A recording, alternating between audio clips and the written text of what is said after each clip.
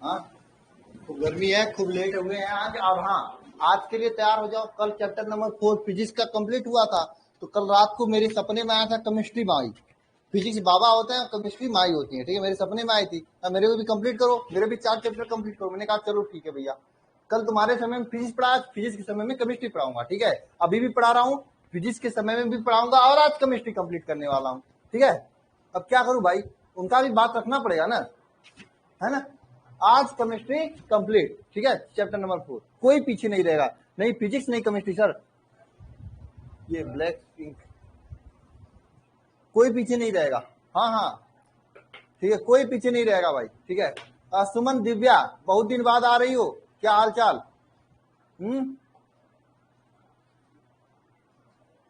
क्यों भाई?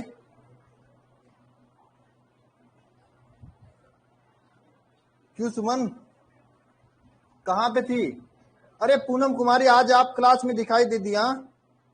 क्लास व्लास देखती हो रिकॉर्डेड की नहीं, कि सब छोड़ दियो? क्यों पूनम, आज लेट हैं? चलो ठीक है, कोई बात नहीं, देखते हो। चलो ठीक है, आज ये चैप्टर नंबर 4 कंप्लीट हो जाएगी, ठीक है। आज ये चैप्टर नंबर 4 कंप्लीट हो जाएगा। रवि सोनी, रवि साहनी, जो भी नाम है, क्लास के लास्ट में 10 बजे आज आप करना, 10 बजे तक ये चैप्टर कंप्लीट हो जाएगा, ठीक है। उसके बाद हैंडराइज करना आप सर, ठीक है। उसके बाद आप हैंडराइज करना।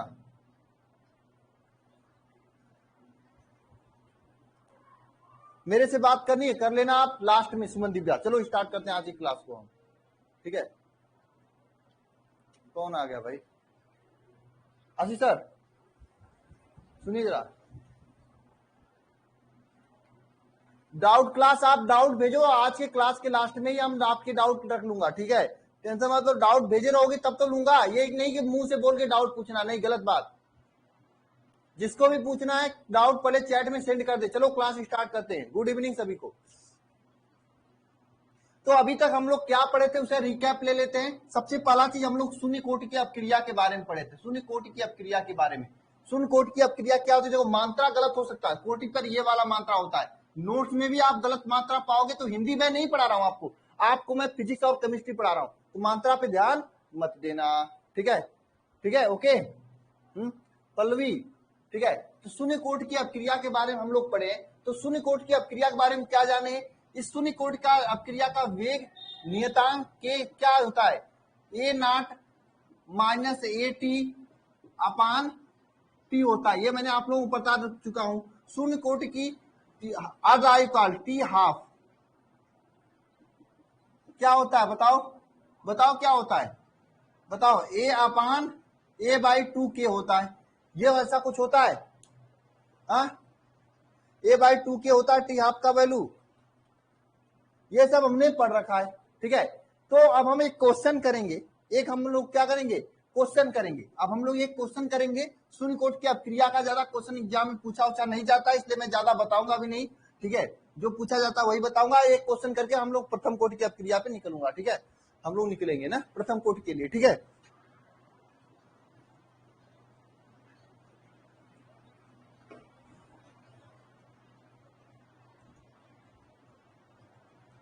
तो देखिएगा, शून्य कोटि की अपक्रिया पर एक क्वेश्चन आप सभी लोगों के सामने आ गया है, जो कि पूछ रहा है कि 80% कंप्लीट होने में कितना समय लगा, तो इसका वेग स्थिरांक पूछ रहा है। क्या आप लोगों को क्वेश्चन अच्छे से दिखाई दे रहा है? अगर क्वेश्चन अच्छे से दिखाई दे रहा है तो आंसर मुझे भी दिखाई देना चाहिए। कमेंट बॉक्स में सभी लोग आंसर कमेंट करिए। कमेंट बॉक्स में इसका आंसर लगाकर कमेंट कीजिए। फटाफट कमेंट बॉक्स में आंसर इसका कमेंट कीजिए, जिसको भी आ रहा है यह क्वेश्चन। किसी को आ रहा है क्वेश्चन? क्वेश्चन क्या है बताओ? क्वेश्चन किसी को आ रहा है? नहीं आ रहा है? चलो मैं बताता हूं कैसे लगेगा क्वेश्चन। नहीं आ रहा है तो परेशान मत हो, मैं बताता हूं क्वेश्चन क्या है। क्वेश्चन में कहा है कि A0 ये A naught minus A T is equal to K T. यह आपका दिया हुआ है शून्य कोटि की अपक्रिया के लिए वेग समाकलित वेग समीकरण है। एग्जामिनर ने आपका काम हल्का कर दिया, जबकि अगर एग्जाम में क्वेश्चन पूछा जाएगा तो ये समीकरण आपको नहीं देगा, आपको इसे याद रखना होगा। मैंने आपको बताया, इसका डेरिवेशन भी बताया, डेरिवेशन भी पूछा जा सकता है। पूछ रहा है कि यदि 80% अपक्रिया पूर्ण होने में 160 सेकंड 160 मिनट का समय लगता है तो वेग स्थिरांक के का मान ज्ञात कीजिए। पहली बात, 80% अपक्रिया पूर्ण होने में कितना समय लेता है? बताओ बताओ कितना समय लेता है? बताओ। 160 सेकंड का समय लेता है। आपको पता है यहां से सांता टी, तो वेग स्थिरांक के का मान ज्ञात करना है। तो आपका पहले माना प्रारंभिक जो है आपका सांद्रता, क्योंकि देखो परसेंटेज के रूप में दिया है इसलिए 100 मानते हैं, ठीक है, 100 मान लेते हैं। यानी कि आपका जो ए नाट का जो वैल्यू है ये कितना है? 100 है। ए नाट का वैल्यू क्या है? 100 है। और 80% पूर्ण होने के बाद, मतलब 80 का वैल्यू कितना दिया है? 80 दिया हुआ है, 80 दिया हुआ, 80% पूर्ण होने के बाद आपका वेग स्थिरांक के का मान पूछा है। तो देखो सीधी सी बात है, आप यहां से k इज इक्वल टू क्या लिख सकते हैं भाई? k is equal to a0 minus A T upon T लिख सकते हो क्या? लिख सकते हो ना। a0 का मान कितना था? स्टार्टिंग में 100 था, बाद में 80 खत्म हुआ तो 80 निकल गया, तो t का वैल्यू कितना? 160 मिनट लगा हुआ है, यानी 20 अपान 160 हो जाएगा, शून्य से शून्य कट जाएगा, 1/8। ये आपका वेग स्थिरांक निकल जाएगा 1/8। समझे क्या? हाँ, समझ गए? अगर कोई ऐसे इस क्वेश्चन को लगाता है, अगर कोई ऐसे इस क्वेश्चन को लगाता है तो उसका गलत है। जो ऐसा लगाता है क्वेश्चन उसका क्या है? गलत है, उसको ऐसे नहीं लगाना है। कभी भी अगर 80% पूछे तो 80 का वैल्यू नहीं रखना है। क्या समझे? ऐसे लगाओगे तो आपका गलत हो जाएगा। बट व्हाई, ये दिमाग में क्वेश्चन आएगा और आना चाहिए। गलती यहीं पे सब लोग करते हैं, गलती यहीं पे सब लोग क्या करते हैं, गलती क्या करते हैं? यहीं पे करते हैं। हाँ बताओ। तो मैंने आपको एक चीज लिखवाया था, पता नहीं, मुझे नहीं पता कि आपको याद है कि नहीं याद है। उस चीज को अगर याद होगा तो क्वेश्चन आसानी से कर लोगे। देखो क्या होता है ना, कभी कभी जिंदगी में अंग्रेजी पढ़ते पढ़ते, हाँ ये गलत है, बिल्कुल ये गलत है। कभी कभी क्या होता है कि जिंदगी में अंग्रेजी पढ़ते पढ़ते क्या होता है ना, चीजें हिंदी में ही अच्छी से समझ में आता है। मैंने आपको लिखवाया था क्या? समय इज इक्वल टू, ये मैंने हिंदी में लिखवाया था, समय इज इक्वल टू प्रारंभिक सांद्रता। मुझे नहीं पता कि किस किताब में ऐसा दिया होता है, मुझे ये नहीं पता है, लेकिन मैं जब किताब लिखवा रहा हूं ना उसमें ये दिया हुआ है, ठीक है। प्रारंभिक सांद्रता माइनस शेष सांद्रता अपान के, ऐसा मैंने लिखवाया था कि नहीं लिखवाया था? बताओ, लिखवाया था ना। अब क्वेश्चन को पढ़ो, क्वेश्चन में क्या कहा है, अब आपका सही हो जाएगा, है ना, अब हो जाएगा सही।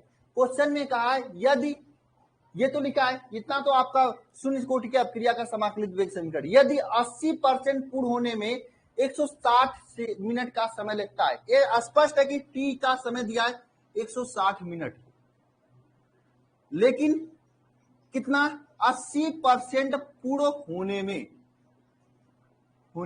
अब देखो ध्यान दो, यहां पे क्या है भाई, यहां पे क्या है? ये प्रारंभिक सांद्रता है और ये अंतिम सांद्रता है।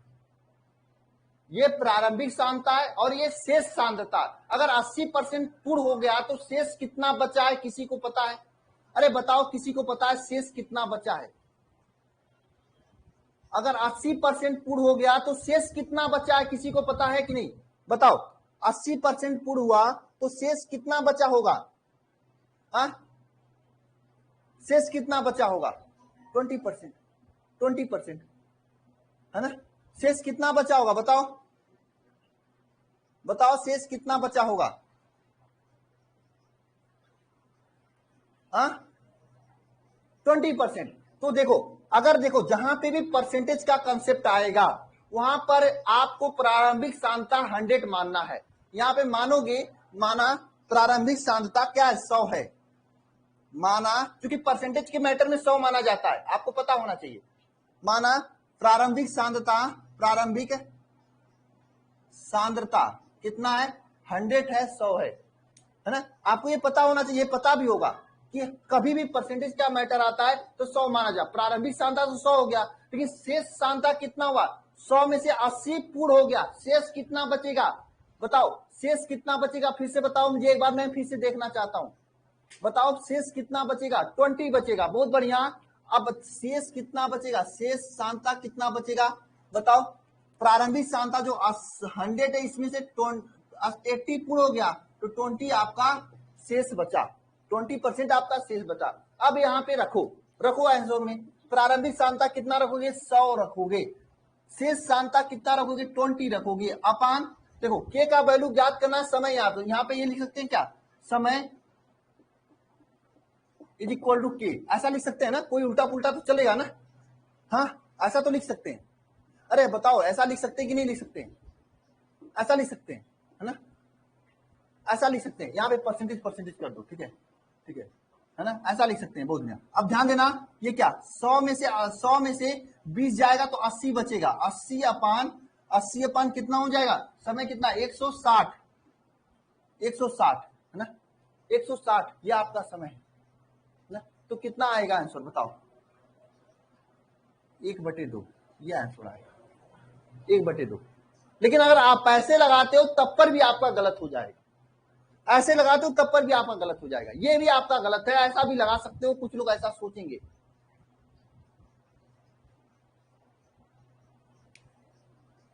नहीं ऐसे लगाते हो तब पर भी आपका गलत है। अब बताओ सही क्या होगा? आपने 2 तरीका लगाया, दोनों गलत हो गया, है ना? अब सही क्या होगा? ये भी तो भाई सही बात है, सही होगा तभी तो आंसर नंबर मिलेगा। हाँ बिना सही हुए नंबर मिलता है क्या? हाँ मिलेगा क्या नंबर? किसी को नहीं मिलेगा ना? अब बताओ क्या गलत हुआ है? जो ये सोच रहा है कि ये मिनट को मैंने सेकंड में नहीं चेंज किया, वो गलत सोच रहा है, इसके अलावा कुछ और।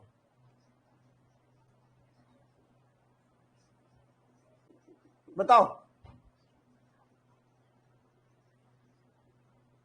अब ध्यान देना, मैं बता देता हूं गलती क्या है। देखो भाई सीधी सी बात है, 80% दिया है। अब परसेंट का मतलब होता है, अगर 20% देगा तो 20% का मतलब क्या होता है? 20/100। हालांकि ये भी आंसर कहीं कहीं सही माना जाएगा, लेकिन आपको जो सही आंसर वही मैं बता रहा हूं, है ना? 20/100 होता है कि नहीं होता है? परसेंटेज को दशमलव चेंज किया जाता है कि नहीं किया जाता है? हाँ हाँ 100 से भाग दिया जाता है कि नहीं दिया जाता है? हाँ सीधी सी वही तो बात है। आपको क्या करना है? देखो अगर आपको ऐसे करना है तो 100 माने हो, प्रारंभिक सांद्रता 100 माने हो, तो अगर आप भाग दोगे तो ये 100/100 कर देना, -20/100 कर देना, ठीक है? ये तो 1 हो जाएगा, ये 1 हो जाएगा, ये आपका 0.2 हो जाएगा, 0.2 हो जाएगा। तब यहां पर आएगा 0.8/100, यहां से आएगा 1/200। ये आपका आंसर आएगा 1/200। 100 से भाग देना होगा भाई। तो अब गलती होने की चांस तो नहीं होना चाहिए। मैं एक ही क्वेश्चन आप लोगों के लिए करा रहा हूं, लेकिन मैं इसमें हर एक पॉसिबिलिटी, जो गलती आप लोग कर सकते हो एग्जाम में, वे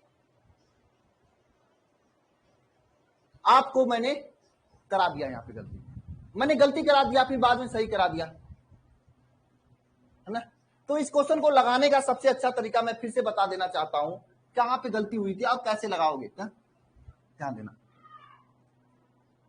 सबसे पहले मान लो, ऐसे मानो कि ए का प्रारंभिक सांद्रता जो है क्या है? प्रारंभिक सांद्रता 100 मानो, गलती हो जाएगा, A0 है। A0 आपकी प्रारंभिक सांद्रता है, A0 मान लो, ठीक है? 100 मानोगे तो गलती हो जाएगा, 100 मत माना, चाहे क्वेश्चन दे दो, ठीक है?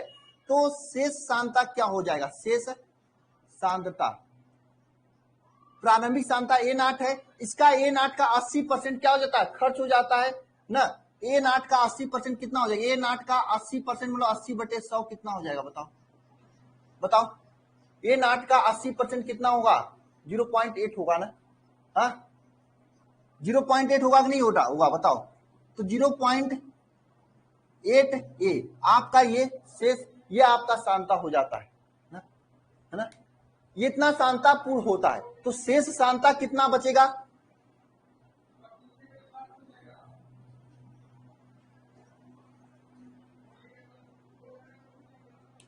शेष सांद्रता कितना बचेगा भाई, शेष सांद्रता कितना बचेगा, हाँ शेष कितना, प्रारंभिक ए नाट था, अब शेष कितना होगा बताओ बताओ बताओ, शेष कितना होगा 0, बताओ। प्रारंभिक ए नाट में से घटाएंगे जो खर्च हुई 0.8 ए नाट वाला, ये घटाएंगे तो आपका कितना आएगा बताओ, 0.2 ए नाट, ये आपका शेष सांद्रता होगा। हाँ तो ध्यान देना, ये प्रारंभिक सांद्रता, ये शेष सांद्रता, यहां पे रखेंगे प्रारंभिक सांद्रता पे ए नाट रखेंगे, शेष सांद्रता पे 0.2 ए नाट रखेंगे अपान, अब देखो समय के इन बराबर समय कितना भाई 160 मिनट, 160 मिनट। अब ध्यान देना यहाँ पे क्या हो जाएगा, समय कितना यहाँ पे 160 मिनट, तो यहाँ पे क्या हो जाएगा बताओ बताओ, यहाँ पे क्या हो जाएगा बताओ, यहाँ पे हो जाएगा आपको सीधे सीधे ए नाट में से 0.2 घटेगा तो यहाँ पे 0.8 ए नाट बचेगा अपान 160 इज इक्वल टू के। यहां से आप ए नाट को खत्म भी कर सकते हैं, ए नाट को 1 भी मान सकते हो, उससे नहीं मतलब आंसर लाना, तो 0.ए नाट ये दशमलव हटाने के लिए 8/1600 हो जाएगा, कट जाएगा 1/200, इसका के का वैल्यू आएगा, ये आपका आंसर आएगा 1/200। हाँ आएगा नहीं आएगा, यही आपका इसका सही आंसर है, आपको ऐसे ही लगाना है एग्जाम में। अब देखो सीधी सी बात है, हाँ समझ में आया कि नहीं, हाँ अब सही है, मैंने 3 बार गलत किया फिर सही बताया, हाँ अब सही है भाई, समझ में आया सभी को, नोट कर लो इसको।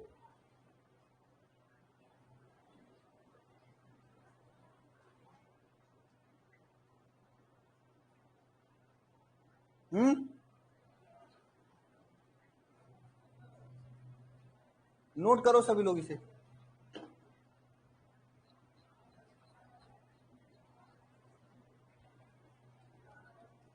ठीक है।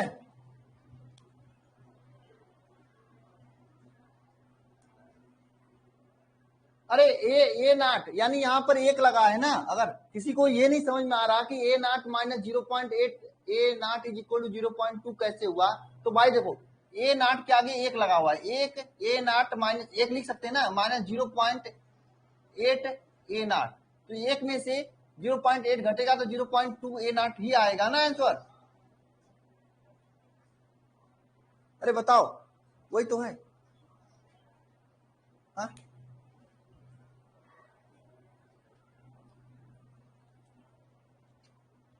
ठीक है हो जाएगा। देखो भाई इससे ज्यादा क्वेश्चन भी नहीं पूछे जाता है। अब यहाँ पे देखो मुझे करना होगा तो मैं डायरेक्ट ये आया ना 80/100 कर दूंगा, क्योंकि मुझे पता है कि जो आया है ना ये इसका ए का 80% यही तो खर्च हुआ है ना,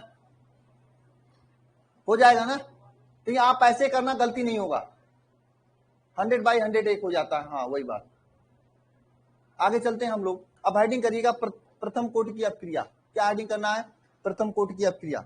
मैंने 3 बार एक ही क्वेश्चन को गलत किया और कंसेप्ट आपको समझाने की कोशिश किया, ठीक है।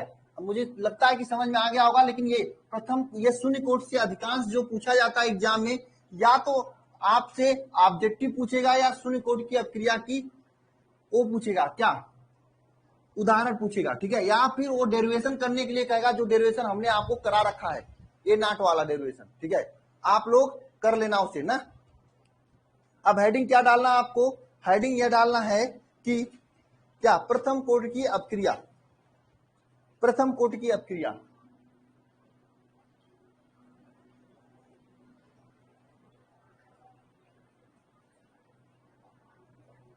प्रथम कोटि की अपक्रिया, यह आपको हेडिंग डालना है। प्रथम कोटि की अपक्रिया किसे कहते हैं बताओ। ऐसी अपक्रिया जिनका दर अभिकारक के एक घात पर निर्भर करे, अभिकारक के सांद्रता के एक घात पर निर्भर करे, उसे क्या कहते हैं, प्रथम कोटि की अपक्रिया कहते हैं। ऐसी अपक्रिया, ऐसी अभिक्रिया जिसका दर जो है अभिकारक के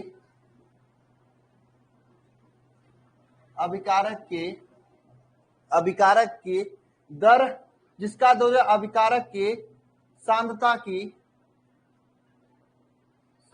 के एक घात पर निर्भर करता हो, उसे क्या कहते हैं, एक घात पर निर्भर करता हो, उसे क्या कहते हैं, प्रथम कोटि की अभिक्रिया कहते हैं। ऐसी अपक्रिया जिसका दर जो है अभिकारक के सांद्रता के एक घात पर निर्भर करता हो, उसे क्या कहते हैं, प्रथम कोटि की अपक्रिया कहते हैं। ठीक है, अगर इसका एग्जाम्पल लिखना जाए, उदाहरण जो कि बहुत पूछा जाता है एग्जाम में, इसका उदाहरण लिखा जाए तो सभी रेडियो एक्टिव जो विघटन होते हैं, सभी, आप लोग फिजिक्स में एक चैप्टर भी पढ़ोगे रेडियो एक्टिव वाला, वहां पे और विघटन पढ़ोगे, तो यहाँ पे एक कंसेप्ट में बताऊंगा, उसका मेन यूज फिजिक्स में होगा। ठीक है, तो एक बात ध्यान रखना। ठीक है, तो सभी रेडियो एक्टिव अभिक्रिया, जितने भी अभिक्रिया होगा रेडियो एक्टिव से संबंधित, वो सभी क्या होंगे, प्रथम कोटि की अभिक्रिया होंगे। जैसे 92 यूरेनियम आपका 23 गिब्स आउट होता है, ये एक अल्फा कण यहां से बाहर निकलता है तो थोरियम बनता है, यानी TH 90 23 233 2HE4 238 होता है, 38 यहाँ पे 234 बचता है। ठीक है, ये आपका एक अल्फा कण निकलने के बाद बनता है, ये प्रथम कोटि की अपक्रिया का एक उदाहरण है।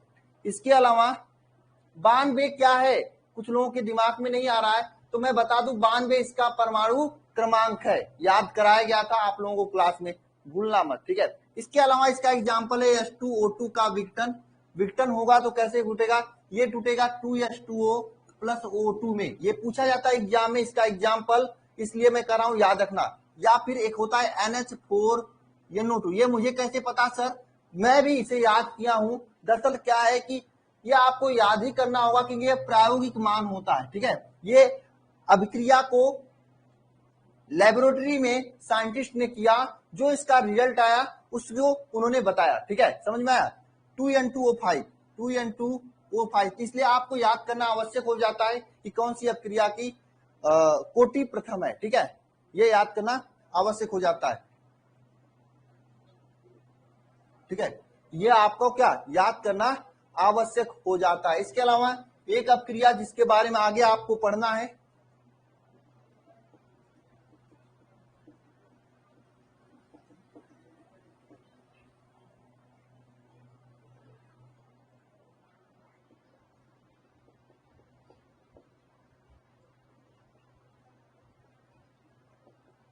ये सभी अपक्रिया प्रथम कोटि की अपक्रिया का एग्जाम्पल है, लिख लीजिएगा, याद कर लीजिएगा।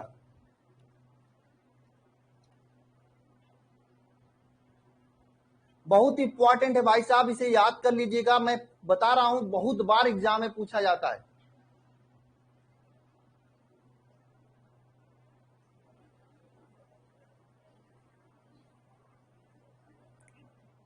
ठीक है,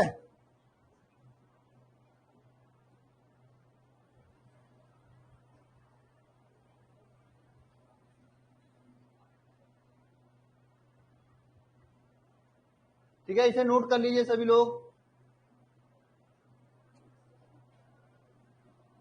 ये 2H2O यहाँ पे होगा, है ना, ये 2H2O होगा, 2 दूनी 4 5 प्लस O2, 5 दूनी 10, 4 दूनी 8, 2 10, हाँ ये सब संतुलित है। ठीक है, इसे नोट करिए सभी लोग।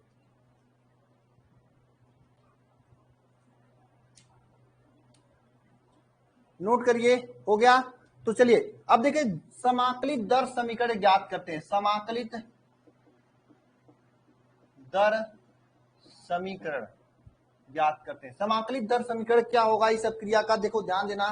ए से आपका ये बन रहा है उत्पाद, ए से क्या बन रहा है, उत्पाद बन रहा है। ए से क्या बन रहा है, उत्पाद बन रहा है। इसका दर क्या होता है, इसका दर की बात करें, रेट की बात करें, इस दर की बात करें, इसके रेट की बात करें तो होता है माइनस, इसका दर क्या होगा, ए से उत्पाद बना, इसका दर क्या होगा, minus D A upon D T होगा। आप लोग पढ़े होंगे ना दर लिखने के लिए। और इसके अगर दर समीकरण की बात करें, दर समीकरण की बात करें तो क्या होगा बताओ, दर समीकरण are is equal to K ए के पावर 1 होगा, क्योंकि प्रथम कोटि की अपक्रिया है तो ए के पावर 1 होगा। होगा कि नहीं होगा, ये आपने दर लिखने बताया हूं मैं, डीसी अपान डीटी होता है, क्योंकि ए है अभिकारक है इसलिए यहाँ पे माइनस लगा हुआ है, ये मैंने स्टार्टिंग में बताया था ना। तो ये दर का समीकरण हो गया, दर हो गया। और दर समीकरण मैंने बताया था आर इज इक्वल टू के वेग स्थिरांक, और ए के ऊपर उतना होता है जितनी इसकी कोटि होती है। ठीक है, वो मैंने लिख दिया। ठीक है, तो अब ध्यान देना यहाँ पे, ये आर का वैल्यू यहां से इसको यहाँ पे रखते हैं, ये समीकरण नंबर 1 मान लो, इसको समीकरण नंबर 2 मान लो। ठीक है, तो यहाँ पे लिखना सभी लोग, समीकरण 1 का मान 2 में क्या करने, रखने पर, समीकरण 1 का मान 2 में रखने पर, आइए समीकरण 1 का मान 2 में रखते हैं। माइनस क्या हो जाएगा, D A upon D T is equal to K A, ये हो जाएगा। समीकरण 1 में आर का मान है, समीकरण 2 में हमने रख डाला ना। ठीक है ना, समीकरण 1 में आर का मान जो है समीकरण 2 में हमने रख डाला। ठीक है, समझे। अब बताओ यहां तक समझ में आया। ध्यान देना अब यहां से, ये जो ए है ना, ए को उठा के देखो। अब इधर जो नहीं ध्यान देगा उसको हो जाएगा प्रॉब्लम। जब हो जाएगा प्रॉब्लम कहेगा सर दोबारा बताओ, मैं दोबारा आपको नहीं बताऊंगा। सुन लो, आपसे मैं कहूंगा दोबारा देख लो जाके लेक्चर को, कोई बात कर रहा हूं। जो यहाँ पे डायरेक्ट आएगा अचानक देखेगा उसको आएगा समझ में नहीं, जब समझ में नहीं आएगा तो कहेगा दोबारा बताओ, मैं कहूंगा दोबारा जाके देखो। ठीक है, इसलिए कमेंट बाजी पे ध्यान छोड़कर पूरा ध्यान कहां पे रखोगे, क्लास पे रखोगे। ठीक है, ध्यान देना सभी लोग। यहां से क्या, इसके इज इक्वल टू ए है। ठीक है, ए को उठाकर हम लोग इस साइड लाएंगे तो क्या, ए को उठाकर इस साइड लाए, इसको मैं इस तरह से लिख सकता हूं, -1 upon A D A upon D T is equal to K, ऐसा लिख सकते हैं। -1 upon A D A upon D T is equal to K लिख सकते हैं, ऐसा लिख सकते हैं क्या बताओ। और हम इसे ऐसा भी लिख सकते हैं, -1 अपान ए डी ए और डी टी को उस साइड ले लेते आते थे, के डी टी, ऐसा भी लिख सकते हैं। ऐसा लिख सकते हैं क्या बताओ, ऐसा लिख सकते हैं क्या। ये जो मैं स्टेटमेंट फिर से लिख रहा हूं ध्यान देना, ऐसा लिख सकते हैं क्या, देखो -1 अपान ए को रहने देते हैं, डी ए जो है आपका यहाँ पे is equal to K D T, ऐसा लिख सकते हैं बताओ, के डी टी ऐसा लिख सकते हैं। हाँ बहुत बढ़िया, ऐसा लिख सकते तो मुझे बहुत अच्छी इजाजत आप लोग दे रहे हो लिखने के लिए, है ना। मैंने कुछ नहीं किया, डी को उठाकर लगा यहाँ पे गुणा कर दिया और ए को मैंने यहां से उठाकर यहाँ ले आया, बस ऐसा किया हूं, है ना। अब जो मैथ पढ़ा होगा उसको पता होगा कि मैं क्यों कर रहा हूं, जो मैथ नहीं पढ़ रहा होगा उसको नहीं पता होगा मैं क्यों कर रहा हूं। तो भाई आप याद कर लेना, मत पता करो यार। बायोलॉजी पढ़ रहे हो तो इसको पता करके क्या करोगे, है ना, सीधी सी बात है। एक ही आदमी दोनों चीज थोड़ी कर सकता है। हालांकि जो मैथ पढ़ रहा होगा, जिसको आता होगा मैथ उसको पता होगा, क्योंकि मैं समाकलन करने के लिए कर रहा हूं। जो ए वाला चीज है उसको एक साइड कर रहा हूं, जो ए वाला नहीं है उसको दूसरे ओर कर रहा हूं। एक तरह से क्लास में पढ़ने वाले बच्चों को एक साथ कर रहे हैं, जो क्लास में नहीं पढ़ते हैं, अच्छा से बदमाशी करते हैं, उनको क्लास से क्या कर रहे हैं, भगा दे रहे हैं। बस यही तो कर रहा हूं मैं, है ना। तो मैंने इसको फिर से लिखूंगा यहाँ पे, माइनस क्या हो जाएगा, डी ए अपान ए। ठीक है, minus D A upon A is equal to K D T है, ऐसा आया है। अब क्या करेंगे हम लोग, समाकलन करने पर, समाकलन करने पर। अब देखो भाई, जिसको समाकलन नहीं आएगा उसको प्रॉब्लम होगी, तो मैं कहूंगा प्रॉब्लम मत करो, याद कर लो भाई, याद कर सकते हो इतने इतने, सबका मोबाइल नंबर याद कर लेते हो एक बार देखने भर में। ये एक छोटा सा समाकलन नहीं याद कर सकते हो। देखो इसका समाकलन किया जाता है ना, इसका समाकलन होता है माइनस लॉग ए होता है ना, माइनस लॉग ए या माइनस ln a लिख सकते हो, कुछ भी लिख सकते हो ना, समझ में आया है ना। मैं यहाँ पे ln a लिखूंगा तो ठीक रहेगा, ठीक है, ln a। कुछ लोग किताब में कहेंगे सर यहाँ पे log a लिखा है, तो कोई बात नहीं। देखो log जब लिखा जाता है ना तो log का बेस 10 होता है, जब ln लिखा जाता है इसका मतलब log का बेस e है, ठीक है। तो मैं ln लिखूंगा क्योंकि यहाँ पे log का बेस 10 नहीं है, ठीक है, ये हो गया, ठीक है। Is equal to k dt का समाकलन kt हो जाएगा प्लस c हो जाएगा प्लस क्या हो जाएगा, c हो जाएगा। यह आपका समाकलन आया, इसको समीकरण नंबर 3 मानते हैं, ठीक है। इसको क्या मानते हैं, समीकरण नंबर 3 मानते हैं। ध्यान देना, प्रारंभिक स्थिति में, प्रारंभिक में क्या होता है, प्रारंभिक में क्या होगा, समय t इक्वल टू 0 होगा भाई, t इक्वल टू 0 पे प्रारंभ होगा, है ना। समय t इक्वल टू 0 होगा,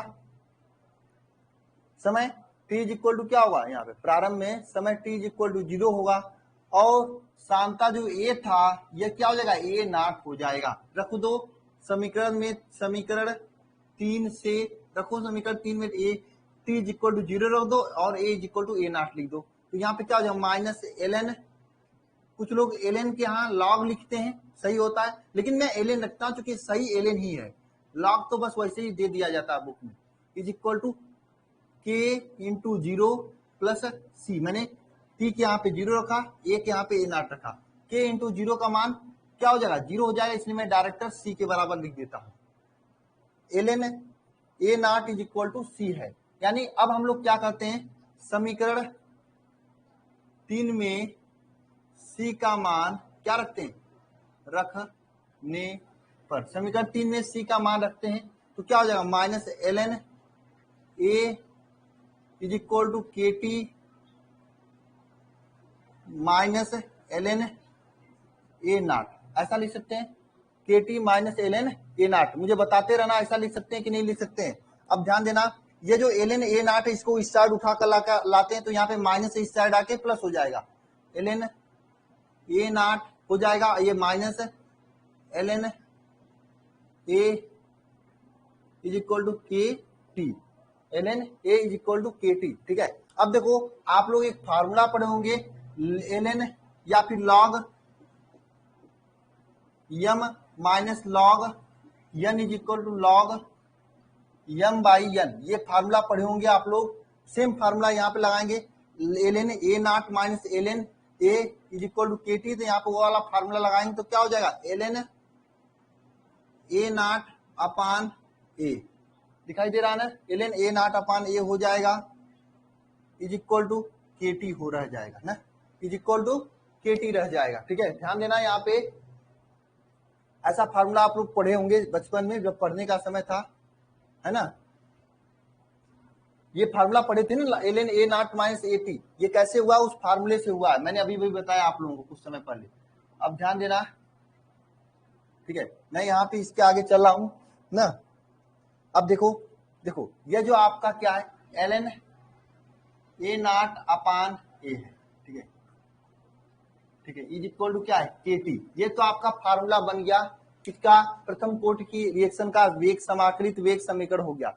लेकिन अगर हम इस ln को log में जब चेंज करते हैं और बेस 10 रखते हैं, तो यहाँ पर आपका क्या हो जाता है, यहाँ पर हो जाता है के टी इज इक्वल टू, इसको log में चेंज करें तो 0 पॉइंट, इसके के टी इज इक्वल टू क्या हो जाएगा, 2.030 log बेस 10 ए नॉट अपान ए हो जाता है। कब, जब बेस 10 में चेंज करते हैं तब, है ना। ये आपका समाकलित वेग समीकरण है प्रथम कोटि की अपक्रिया का। है ना। आपको कुछ चीजें क्या यहाँ पर याद करना होगा, तभी आपको समझ में आएगा, अन्यथा फिर नहीं आएगा। क्या याद करना होगा, एक चीज ये याद करना होगा यहाँ पर, जिसको इसके आगे जिसको नहीं समझ में आ रहा है, तो मैंने क्या किया यहाँ पे, इस ln a नॉट को उठाकर इस साइड लाया, तो ये माइनस था, इस साइड आके प्लस हो गया, और यहाँ kt को अकेले छोड़ दिया मैंने। ln a nought minus ln a का value ln a nought upon ln a कैसे लिखा मैंने, एक फार्मूला होता है ln m minus ln n is equal to ln m by n. ये आपका क्या होता है, एक सूत्र होता है, एक फार्मूला होता है। इसी फार्मूला से मैंने क्या लिखा है, ये लिखा है, इसी फार्मूला से हमने इसको लिखा है, ln a nought upon ln a is equal to kt लिखा है ना। अब चूंकि ln को हमने लॉग में चेंज किया, जब लॉग में चेंज करते हैं तो क्या हो जाएगा यहाँ पे 2.030 log 10 a by a not by a, ये आपका ये फार्मूला बन जाएगा।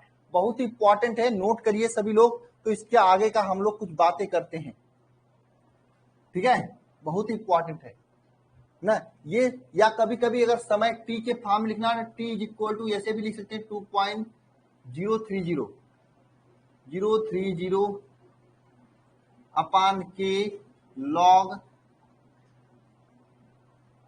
a नॉट अपान a, ऐसा हम लोग लिख देते हैं। कभी कभी ये वाला फार्मूला भी चलता है आपके सामने, क्यों, कोई प्रॉब्लम तो नहीं होना चाहिए ना, ठीक है। समय के रूप में अगर इसे लिखना हो तो इस तरह से भी लिख सकते हैं। नोट करो सभी लोग भाई, जिसको भी हैंडराइज करना है, पहली बात तो क्लास में कमेंट मत किया करो, है ना, दिख नहीं रहा है। हाँ, log बेस 10 लिखा जाता है, आप नहीं भी लिखोगे तब पर भी मान लिया जाएगा, log लिखोगे यानी यहाँ पे बेस 10 है। ln लिखोगे यहाँ पे ln, अगर ln लिखोगे ना, ln जो होता है ln के बराबर क्या log बेस ई होता है, ठीक है, log बेस ई को हम लोग ln कहते हैं। अगर log बेस 10 हो जाएगा तो इसे log कहते हैं, समझे, समझे कि नहीं समझे। हाँ, यूट्यूब पे भी क्लास है, इसके बाद यूट्यूब पे क्लास लेंगे, उसके बाद इसे पूरा आज कंप्लीट करेंगे, ठीक है। हाँ, यूट्यूब पे आज हमको चैप्टर 1 के सब्जेक्टिव क्वेश्चन कराने हैं, क्योंकि टेस्ट है ना सैटरडे को, तो पहले से कंप्लीट नहीं कराएंगे तो कैसे काम चलेगा, ठीक है, इसलिए मैं कह रहा हूं मुझे है ना। फिजिक्स का तो मैंने पहले ऑलरेडी कंप्लीट करा, फिजिक्स का पूरा सब्जेक्टिव, पूरा जितना न्यूमेरिकल उसे कंप्लीट करा चुका हूं। फिजिक्स का तो सब चीजें कंप्लीट करा चुका हूं, ऑब्जेक्टिव का कंप्लीट करा चुका हूं, सब्जेक्टिव भी करा चुका हूं। जिसको डाउट है भाई, डाउट लास्ट में पूछना, अभी नहीं। फिजिक्स आज मिल जाएगा पीडीएफ, आज आपको अनुराग श्रेया, आज आपको पीडीएफ मिलेगा, अभी जितना पढ़ाया था उतना।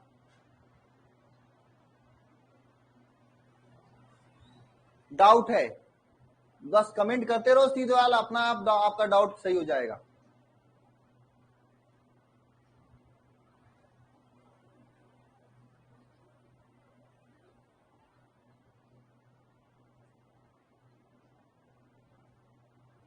हो गया, फिर अब पीडीएफ आज मिलेगा आप लोगों को, आज नहीं कल सुबह मिलेगा, नोट कर लो, बहुत इंपॉर्टेंट चीज है यार। हर्षित यादव लास्ट में हैंडराइज लेंगे, अभी इसके बाद फिजिक्स नहीं पढ़ाएंगे आपको, यूट्यूब की क्लास के बाद आपको केमिस्ट्री ही पढ़ाएंगे, ठीक है।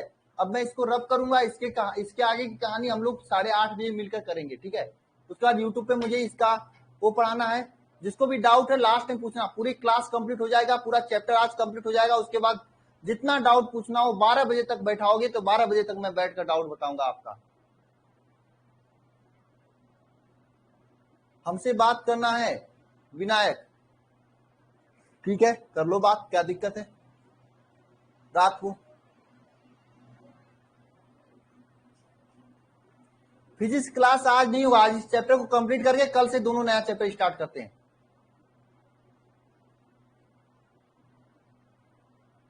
हाँ, यूट्यूब पे जाना है, हाँ ठीक है। चले आगे, तब रब करें इसे, तो आप लोग इसे नोट कर लिए होंगे। मैं कह देता हूं, इसे स्टार मार्क बना लेना। समाकलित वेग समीकरण भी पूछता है, एग्जाम्पल सहित व्याख्या भी पूछता है, सबसे ज्यादा इंपॉर्टेंट अगर इस चैप्टर में कोई है तो ये प्रथम कोटि की अपक्रिया है, इसी से क्वेश्चन भी बनता है। हाँ, इसी से क्वेश्चन बनता है, ठीक है। इसलिए मैं कह रहा हूं नोट करके बढ़िया से इसे लिख लेना सभी लोग, ठीक है ना। और इसे आज ही तैयार कर लेना भाई साहब, ना हो तो याद कर लेना। मैं पूरा कंसेप्ट के साथ बताया हूं। नहीं समझ में आने का वजह एक ही हो सकता है कि आप लोग मैथ नहीं पढ़े हो, ठीक है, इसलिए हो सकता है। तो मैथ नहीं पढ़े हो तो क्या दिक्कत है, मैं 2-3 बार आप वीडियो देखना, याद हो जाएगा सब चीजें, ठीक है। ऑनलाइन में तो यही फायदा है, जो चीजें नहीं समझ में आती उसे रट लो 4-5 बार वीडियो देखकर, ठीक है, कोई दिक्कत नहीं है ना। तो चलिए चलते हैं आगे, बहुत इंपॉर्टेंट भाई, ठीक है। एग्जाम में बहुत बार आता है, ठीक है। तो चलिए आगे चलते हैं हम लोग। अब हम लोग ऐसा करते हैं, चलो यूट्यूब पे क्लास लेने के बाद हम लोग मिलते हैं फिर से 8:30 बजे, ठीक है ना, ठीक है, ओके, ठीक है। आ जाओ सभी लोग यूट्यूब पे, आज इसे कंप्लीट कर देंगे हम लोग।